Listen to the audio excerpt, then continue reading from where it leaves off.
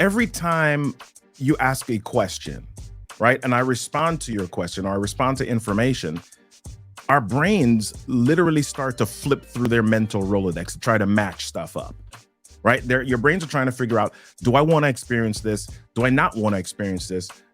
Is this something that I want to get involved in or not?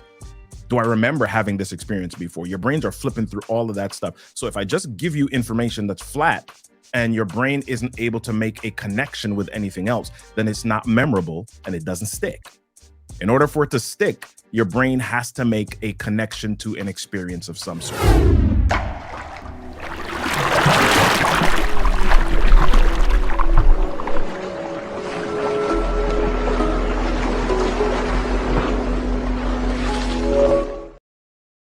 Hey, Masters. Today we are with Mr. Robert Kennedy the third. Let's everybody get up, give him a round of applause. Yeah. Let's go. What? Let's go. Come on. Oh, come on, man. Let's do it. Let's do it. How you doing, man? Here you go. Here you go. Get you some bell music, a little bit of air horn. How's that? We threw some little extras in there for you, man. All right, good stuff. Yes, sir.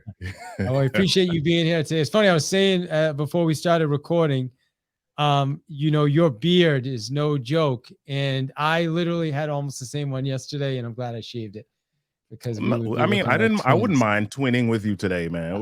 We're fine. Let me put my glasses on. Hold on. I was gonna say I'd take my glasses off. Look at that, huh? We're looking good, brother. Looking good. I love it. Yes, sir. Right. Well, so our friend Ramon, mutual friend, that's how you and I connected.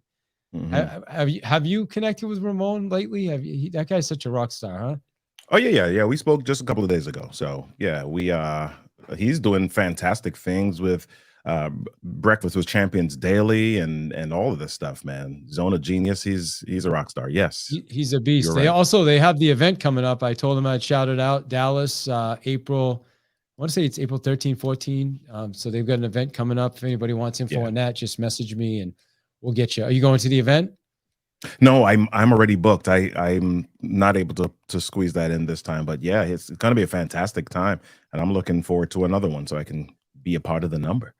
I get it, brother. Well, you're a big deal. So let me tell our people a little bit about you, and I definitely appreciate you sending me over your bio. I am a master at butchering bios, so I will do my best to not do too much damage to yours. Yet it's just not one of my strengths, man. So Robert Kennedy III is the president of Kennetik. You got to say that for me. I was even struggling. Kennetik Kommunications. Okay, yeah. That's what I thought. Kennetik Kommunications with a K, a minority-owned trained firm. He has been called the dynamic leadership communicator, but at his core, he's a teacher and trainer. When he speaks, he challenges employees, executives, and business leaders alike to take accountability for their current setting and then to create a bigger future for themselves. His energetic presentations are infused with humor and keep his audiences engaged as he invites them to speak up, speak out, and lead well. So Robert also pulls from almost 2 decades as an educator, radio and media announcer, entrepreneur, and workshop facilitator to tap into his audience's needs. My friend, appreciate you. I didn't do too bad with yours today. So appreciate you being here today, and thank you. Fantastic, man. I'm glad to be here. Let's rock. I'm ready to see what you got. Amen, man. Love to hear. Well, you know what I want to start with today is, well, before we get there, tell us when you say you're an educator, because I think of myself as an educator as well. I mean, I was trained by Keller Williams from 2013 on. I was one of their trainers, and I used to go around and call myself a trainer and speaker. But then people would point out, they're like, no, you're an educator. Yeah. I mean, of course I'm training and speaking, but ultimately I'm educated. So in your mind, what's the difference? Because you called yourself an educator a few times. Well, because my background is in teaching. I was in the classroom for about 10 years. I was a science teacher when I first started out. So I taught biology and physics and so I did that for 10 years. I was speaking of Massachusetts, I was in Fitchburg. So I taught at Fitchburg High School for about 8 years. And then I was an online faculty for a university for a couple of years. And so education, I mean, I think speakers are educators also, but speakers also tend to be more entertainer, or there's a performance element that is in that. So as an educator, there is a more interactive element inside of that. I want to stop to make sure that people got it. I want to make the stop to make sure that they're able to apply some things and really not just apply when they go home, but are able to apply some things in the moment and even share feedback. So that's why I liken myself or title myself an educator, because I love that type of interaction and that type of environment.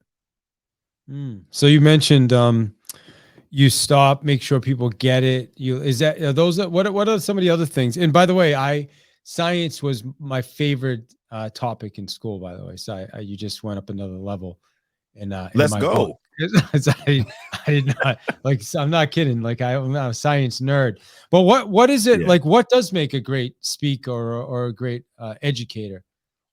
Or are they the same? Well, They're kind of different, right? Like you tell me the difference.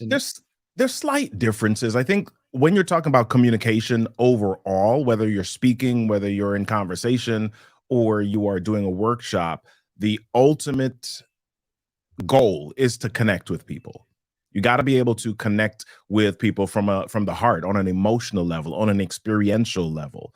Speakers are tasked with doing that, but depending on the room, depending on the size of the room and where they are, a lot of times they're tasked with keeping people's attention over a period of time, because those people aren't always able to connect with them or interact with them on an intimate level. If I'm in a stadium, I'm not able to interact on an intimate level in the same way. I can't really have people walk up and speak, right? You know, unless you're like in a Tony Robbins event or something, right?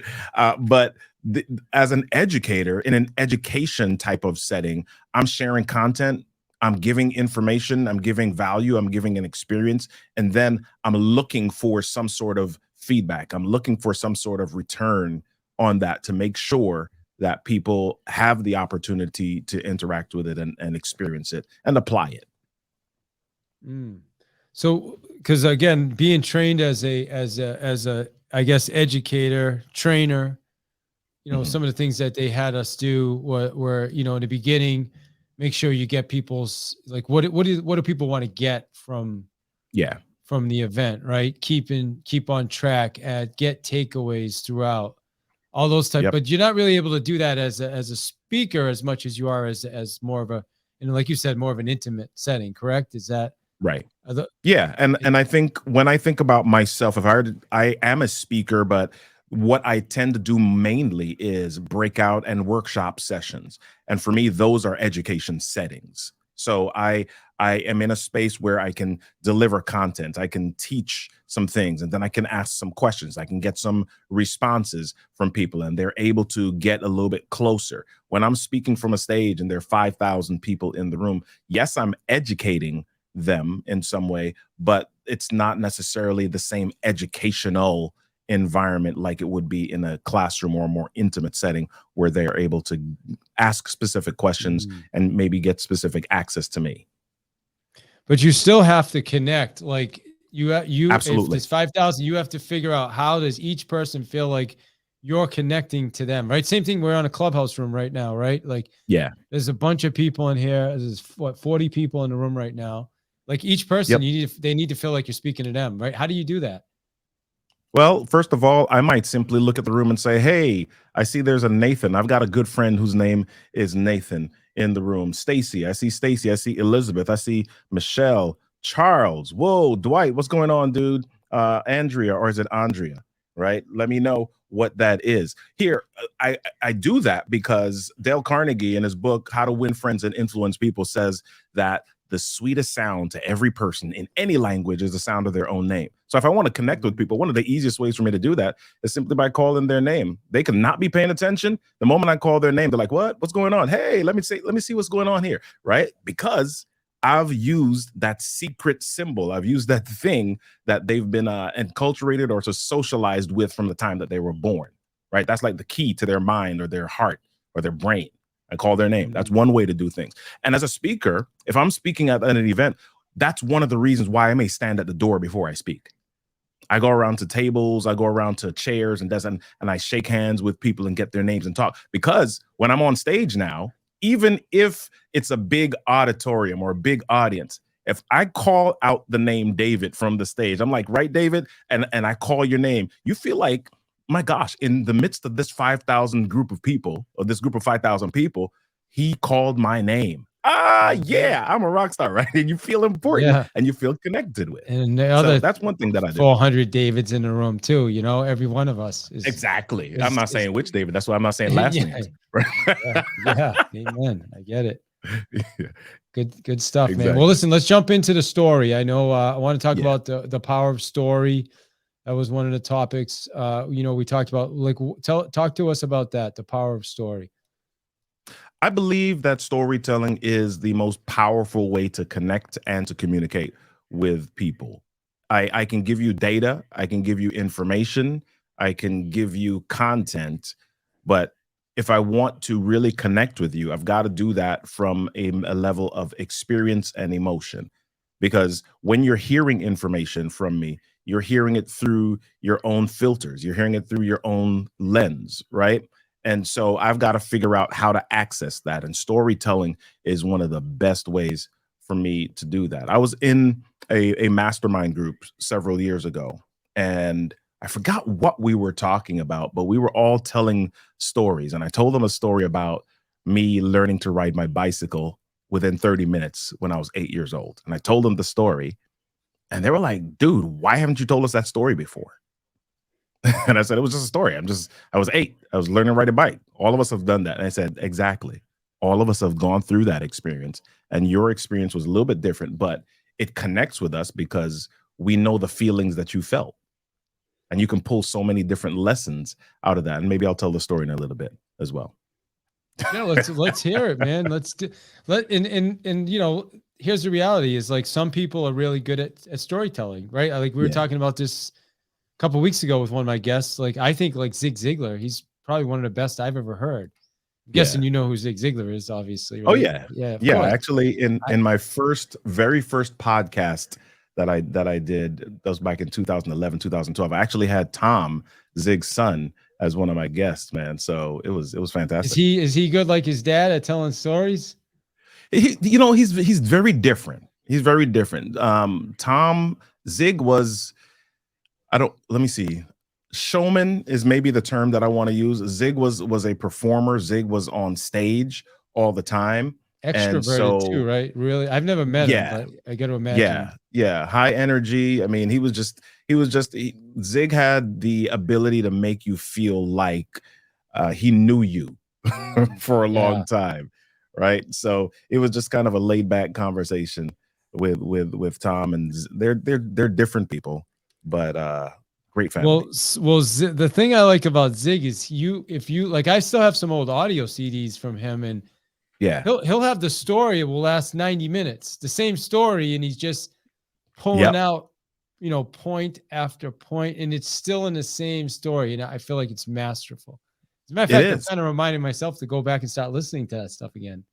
Yeah, there's another storyteller. She just passed recently. Her name's Jeannie Robertson. Robertson. Yeah, Jeanne. Jeannie Robertson. She is fantastic. I remember I was sitting at the National Speakers Convention a few years ago, and she just put on a masterclass, a clinic. She sat on the stage for about 45 minutes and told this one story for all of the time. And in between all of the different segments of the story, she told about 5, 6 other stories, but then she always came back to this one story and just kept us wrapped, kept our attention for 45 minutes, just laughing, howling, man. She was fantastic, and she was comical. That's cool. I wrote that down. So let us know why are stories so important? Why do people connect to the story? Because if you ask me what is the best pizza in town, and I say, go to Domino's. Domino's is the best pizza. I've just given you some information, but you want a little bit more, right? If I say to you, you know what? The last time that I went to Domino's Pizza, man, first of all, I walked in and everybody was super friendly, but then I could smell this this just the scent coming from the oven, and it was fantastic. The pizza looked great. It was served hot, and there was olives on it, and it just looked great. And on top of that, once I bit into it, the taste was just as good as it smelled. Right. So I've given you now an experience that's just different than the information. We still talked about Domino's. I'm still directing you to the same place, but now you're able to say, okay, my gosh, Robert was excited about it. I want to be excited too. Man, I remember the last time that I had pizza. I remember the last time that I had really good pizza. And he's saying that I could have that experience again at Domino's. Y'all got it. You got to get us. You got to, is Domino's listening to this? I got to get some sponsorship for this. You should, man. Right. I haven't been to Domino's in a long time, but yeah. So I tell you the experience. I tell you the story of the last time that I was there, and that sits on you differently than me just saying, yeah, Domino's is a good pizza spot. Yeah, that makes a ton of sense. And it brings you into it, right? It brings like you can visualize the olives and biting into the pizza, and you can almost taste, right? Like when you talked about biting, you can taste it. Yeah. Like, right. Yeah. So from a science level, man, let me bring it to the science teacher level. Every time you ask a question, right, and I respond to your question, or I respond to information, our brains literally start to flip through their mental Rolodex to try to match stuff up. Right? Your brains are trying to figure out, do I want to experience this? Do I not want to experience this? Is this something that I want to get involved in or not? Do I remember having this experience before? Your brains are flipping through all of that stuff. So if I just give you information that's flat and your brain isn't able to make a connection with anything else, then it's not memorable and it doesn't stick. In order for it to stick, your brain has to make a connection to an experience of some sort. Storytelling does that. So let's do this. We've got some people. I'm going to open it up in a couple minutes for some questions, but I want to, what would you say? Two things. First, I want to know, like, give us like the two, somebody comes to you and says, you know what? Hey, Robert, I want to learn how to become a better storyteller. Like, what are your top two tips? What would you say? Well, understanding the elements of storytelling is crucial. So they say every story has a beginning, middle, and an end. And I like to talk about the 4 different elements of storytelling. So every story has a character, every story has context, and every story has conflict, and every story has conclusion, right? So you've got to be able to walk through those things in order to have a complete story that makes a difference for people. The part that people mostly connect with and care about is, first of all, the character. Is it themselves? Is it somebody else? Somebody they can relate to? This is why we watch movies. Right? If the movies didn't have people or characters in it, we wouldn't watch them. Right? Would you ever watch a movie just about trees on a plane? If everything in the scene, if everything the camera was on was just trees and grass, would you watch that entire movie?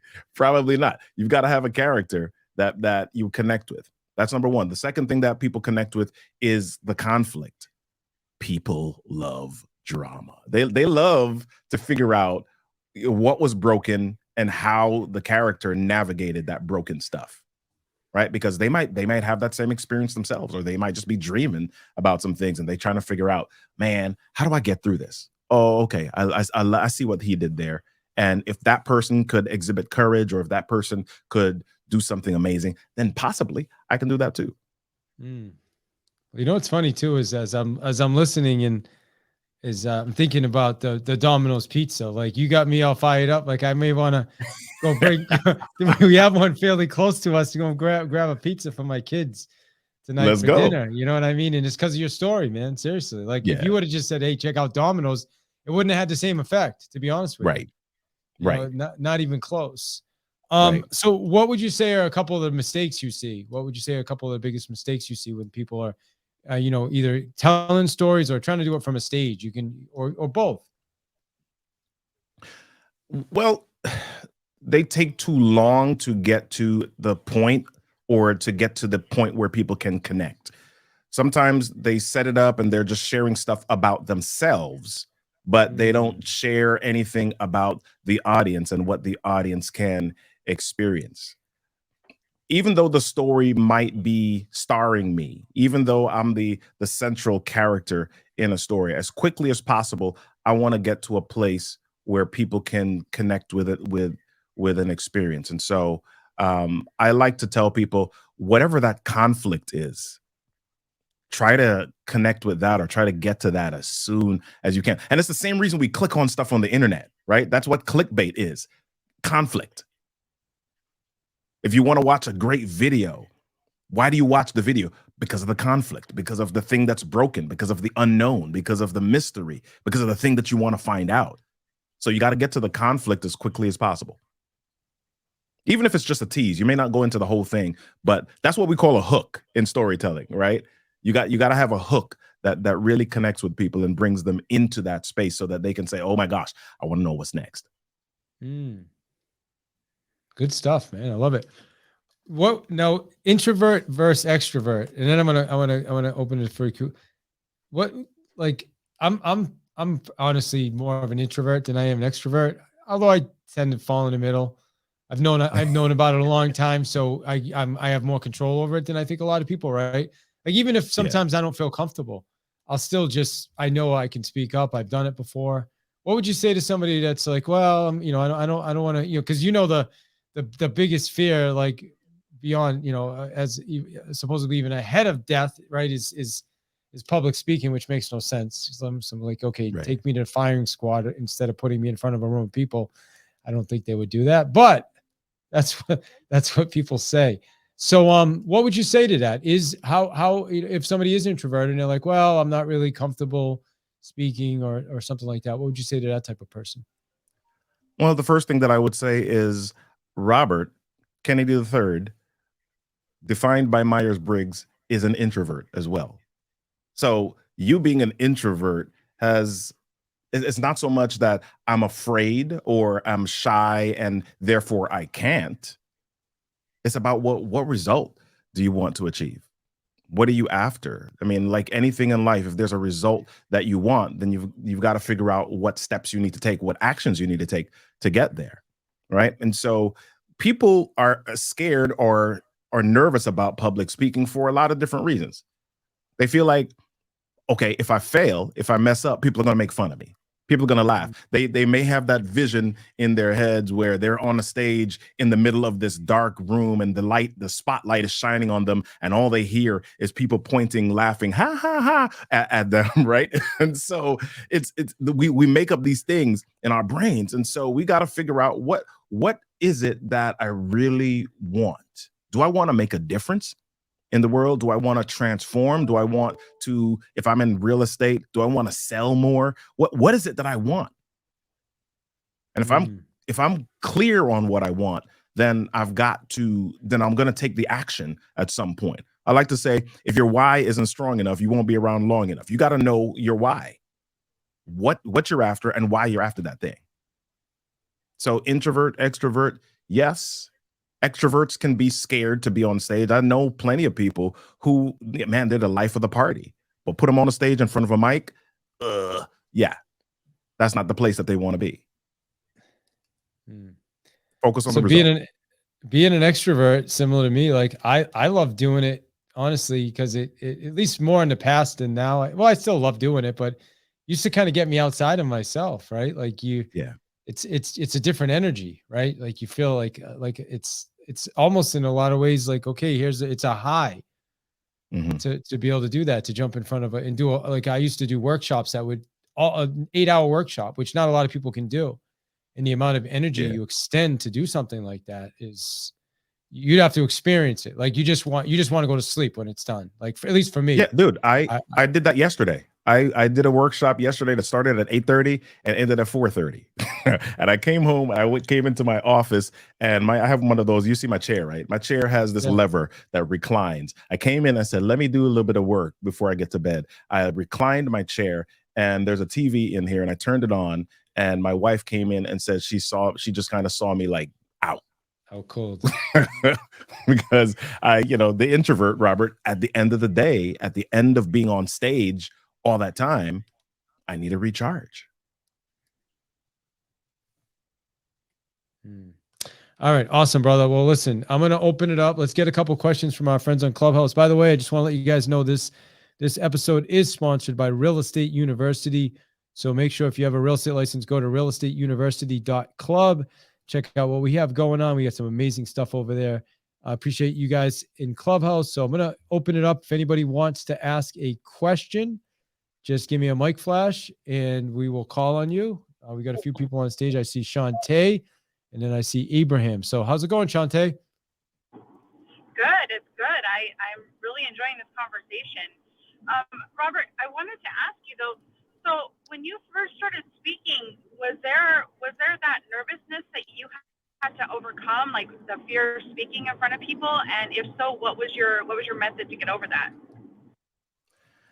I would love to tell you that I got over it. Listen, here's what it is, right? And I'm going to go back to science for a second here. When there is fear of something in our body produces some chemicals, cortisol, adrenaline, and there's some chemicals that are hormones that our body produces that causes the fear.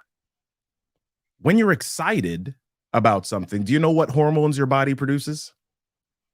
The identical hormones, the same thing. So here's the difference. The difference is when those hormones are produced, it's what you tell your mind or the interpretation of your mind. So what I learned to do was when I start to feel those butterflies, I started to interpret those or tell myself that it wasn't fear, it was anticipation, or it was excitement about what was coming next, right? When I have public speaking clients that come to me and they say, oh my gosh, Robert, I'm nervous. I want to get rid of the nervousness. I say, listen, our job is not to get rid of the butterflies. It's to help them fly in formation, right? And so we got to figure out what it is that we're excited about. And so I do several different things to interpret my butterflies differently. If I'm backstage sometimes, I'll shadow box. I feel the energy, so I turn the energy into something else. So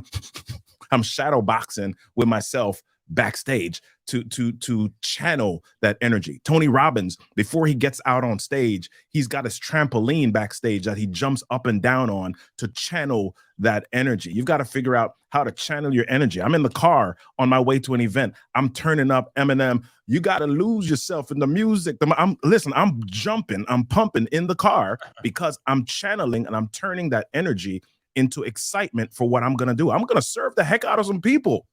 Right. And so I'm feeling the butterflies, but I'm telling them where to fly. That's awesome. I hope that helped you, Shantae. I love that. Shantae, thank you for a great question. Always appreciate you as well, helping us facilitate these rooms on Clubhouse. So appreciate that. Ibrahim, how are you, sir? I'm doing great, David. How are you? Hey, doing really good, man. Good to see you here on a Thursday. I always see you on Sunday. Yes. Yes. Yeah, I saw the title of the room and I said I had to be in here. I wanted to just learn, and I'm enjoying, like Shantae mentioned just now. It's such a fascinating discussion. I'm just glad to be here. Hi, Robert. I had a question for you. Hold on one second, Now, Ibrahim. I just want to make sure that before you ask the question, I just want you to make sure you to know that I'm glad you're here. So, ladies and gentlemen, Ibrahim. All right, thank you very much. I just wanted you to know that. He's giving us some sound effects. Awesome. Love it. All right, go ahead, man. Go ahead. I appreciate that. Thank you. Thank you. Oh, and I wanted to start by saying I love the name Storytelling Technologist. This is the first time I'm seeing the title, so I really, really love that. My question for you is, growing up, did you always see yourself becoming a public speaker? And if not, what inspired you to become a public speaker?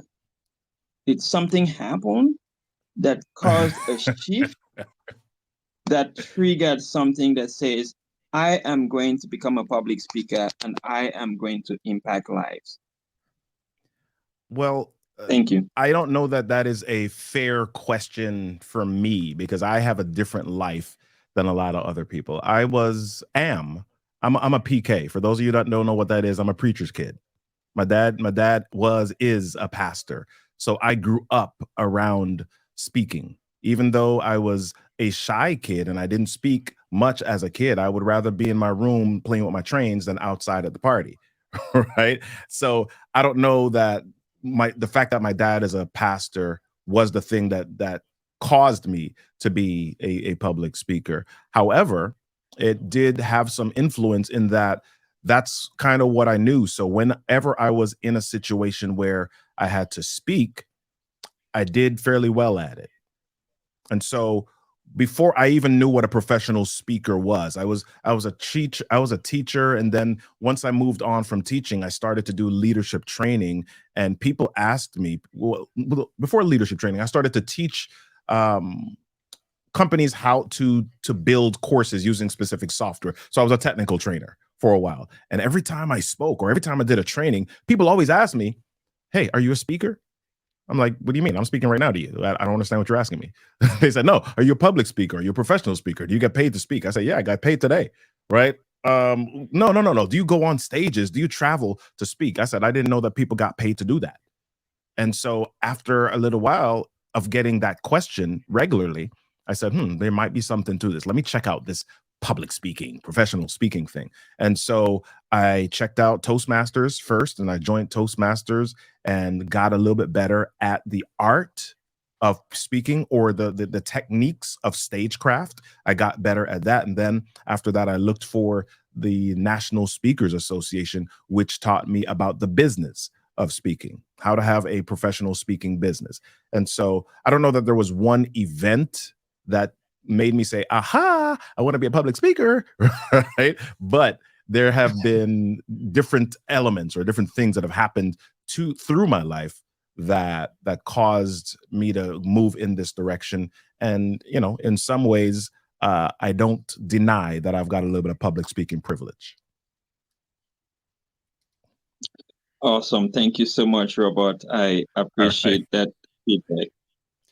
Thank you, sir. Appreciate that as well. Thank you for the question. And Lachelle, would you like to ask a question? Absolutely. Well, this has been wonderful hearing your presentation, Robert. It's a pleasure to meet you. My question is, we've heard you speak about the stories, how people can go on with a story for 45 minutes. Yeah. How do you determine how long a story should be, and, how many twists and turns to put in it, that type of thing?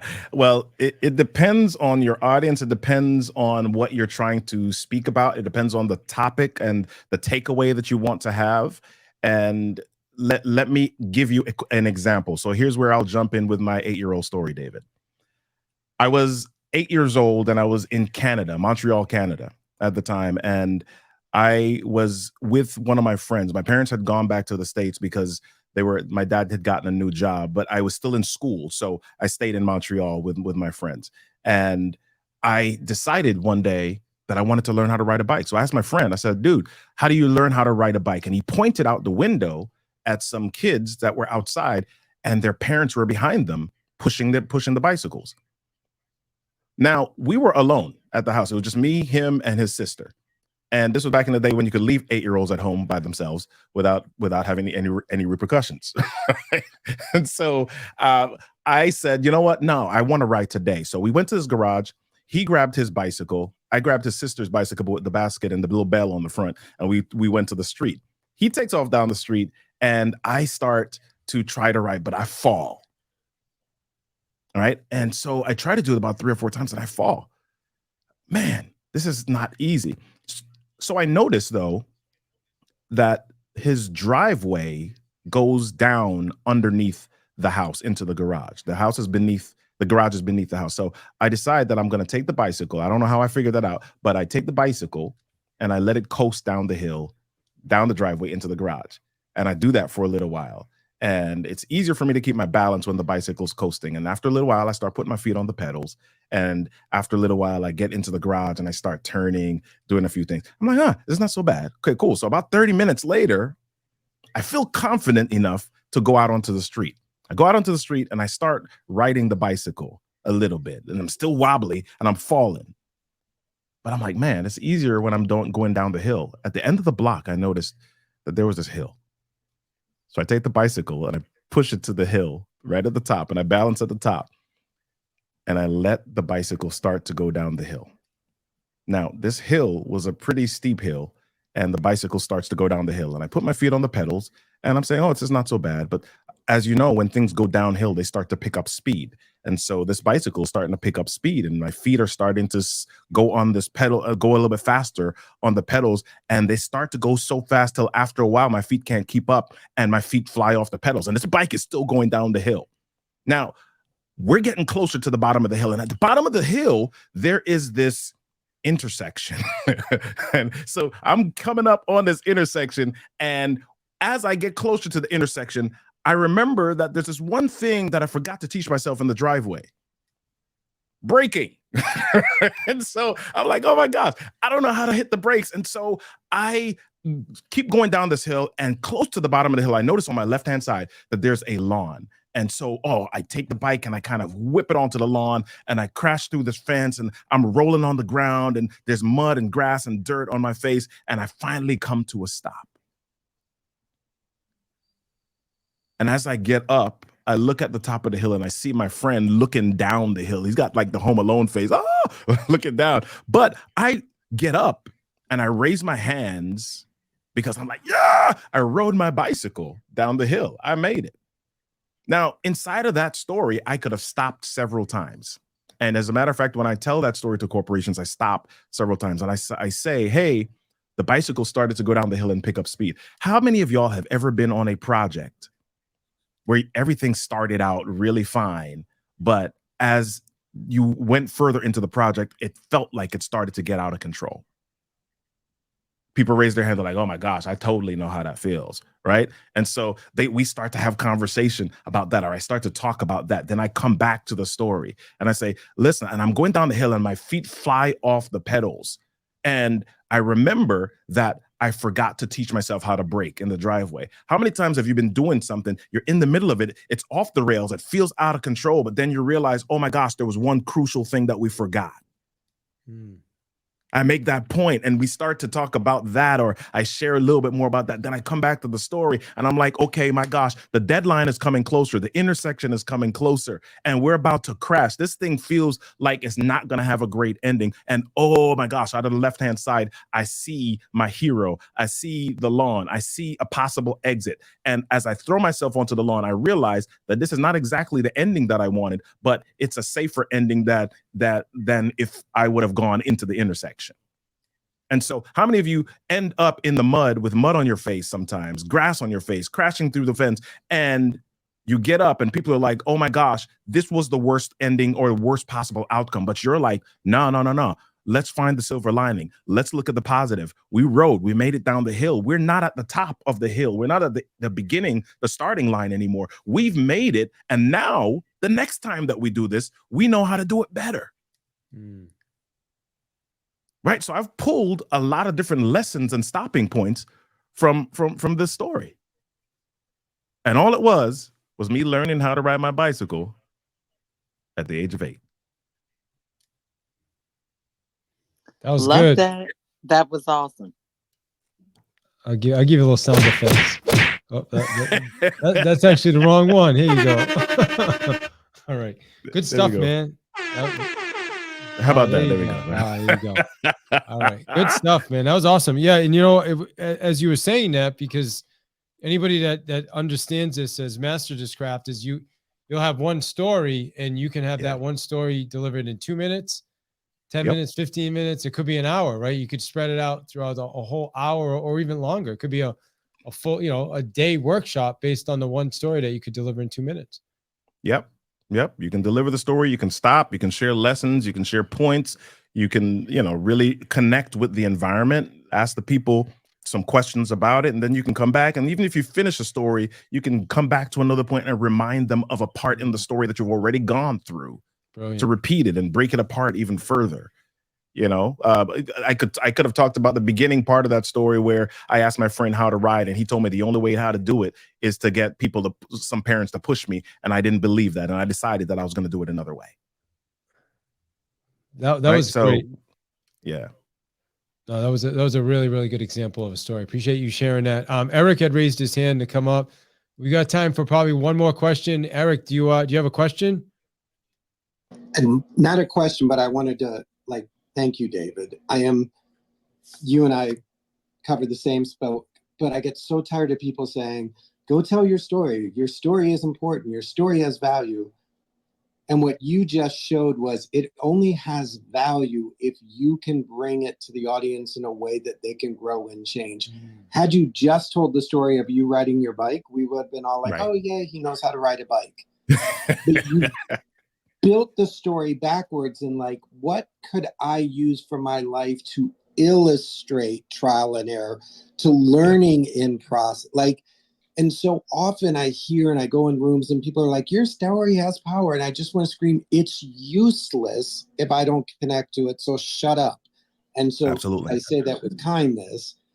But David, you beautifully crafted that the story could be, and I could tell that story and still make the same impact because the lesson was the motivation, not you learning to ride a bike. So outstanding, beautiful. You're a master of your craft.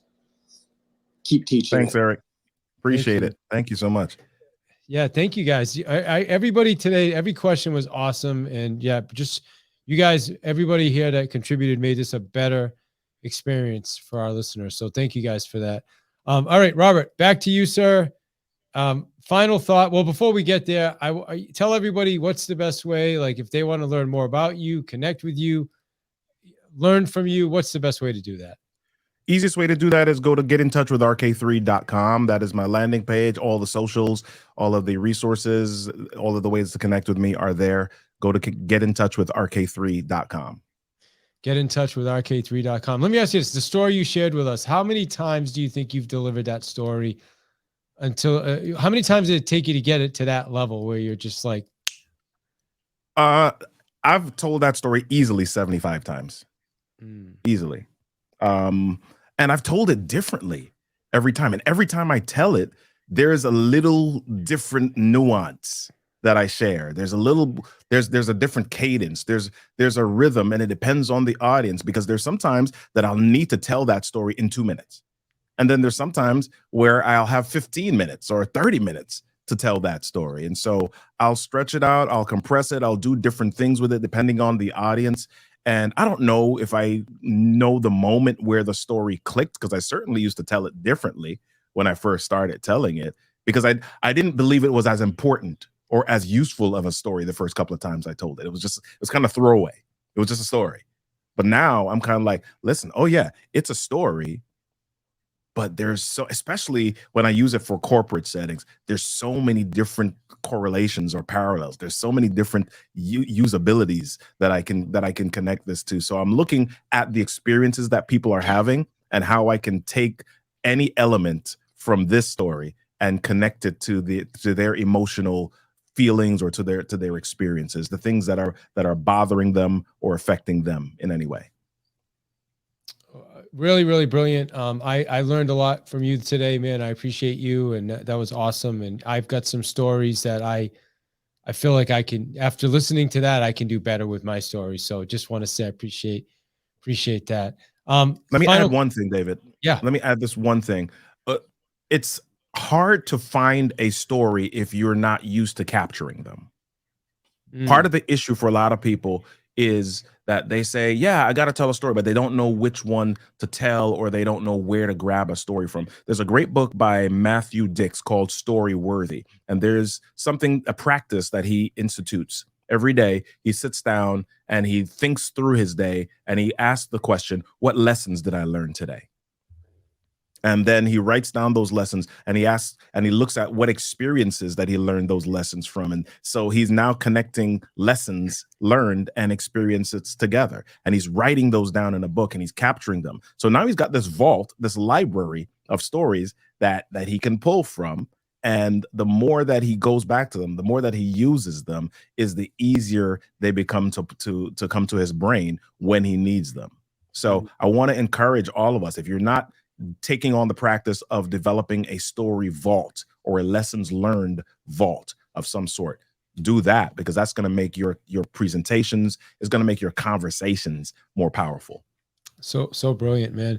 I use Workflowy, which is an app similar to like a Sunday or Asana. And when you just said that, I actually have a vault of, I have a list of all my stories. And when I'm doing an event, I'll jump in there. And I usually go to the same one, which was learning how to swim for my Ironman, which is kind of my signature story. But I've got another one where Simon Sinek says, I don't like Hail Marys. And you know, all these different stories. He just reminded me to look at it. And I just saw that as I'm looking at it. So Yeah. good stuff, man. Well, so here's final question for you today. What do you want? I mean, we have 45 minutes. It's been awesome. What do you want everybody to take from today? Like, what do you want them to walk away with? I want them to walk away with the last thing that I said. You might not believe that you have information, experiences that make a difference. You might not believe that your story makes a difference, but there's somebody that's out there watching. A lot of times we don't even think that people are watching. There's somebody that's watching you. They're watching the challenges that you have. They're watching the things that you go through, and they're looking to see how you navigate it. And so when you navigate them, when you come to a certain space in it, share it. Incorporate that in your transformational comments or speeches or whatever it is that you give, your talks. Incorporate that, because your story, I love to say, your story deserves a stage. People are waiting to hear what you have to say, because your story might be the very guide that they need to navigate their own stuff. Awesome, sir. Well, I appreciate you. Just want to remind everybody again, this episode is sponsored by Real Estate University. Go to realestateuniversity.club. Check out what we have going on. Our agents are producing, man, I would say 30 to 50% more than the average agent out there. And we're doing it daily. So join us and check it out, realestateuniversity.club. And also davidhill.link is how you can connect with me. Robert, again, appreciate you. One more time, you want to just let people know how to connect with you on your socials, and we'll wrap it up there. Yep, my socials are simple, Robert Kennedy 3 for everything, but you can find all my stuff at getintouchwithrk3.com. Awesome. Appreciate you, sir. Thank you. Thanks again for your time.